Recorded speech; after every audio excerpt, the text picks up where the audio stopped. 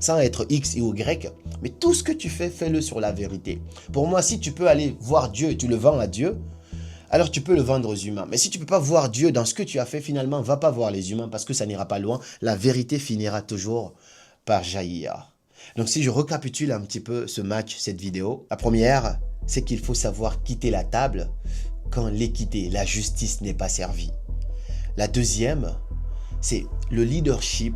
Être grand, ce n'est pas seulement par les buts, par les dribbles, par les trophées. Non, la grandeur, c'est savoir réfléchir en dehors de la boîte et savoir prendre des décisions qui vont vous mener droit vers cette grandeur-là. Et c'est ce que Sadio Mané, il a fait.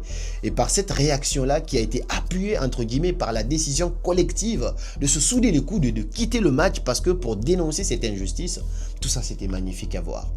Et la troisième chose, c'est de dire, le fait que Brahim Diaz n'ait pas marqué ce but, c'est un honneur qu'il a fait au Maroc. C'est dingue, hein? Les Marocains vont peut-être pas aimer entendre ça, mais c'est un honneur parce que personne n'a envie de prendre une victoire et que tu peux pas célébrer ta victoire devant le monde entier. Que Dieu préserve la CAN. Je suis un fan de grands matchs. Je n'ai pas le temps de voir tous les matchs, mais je vois des grands matchs. Et cette finale, on a pris du temps, du plaisir à voir ça et que cela ne divise absolument personne.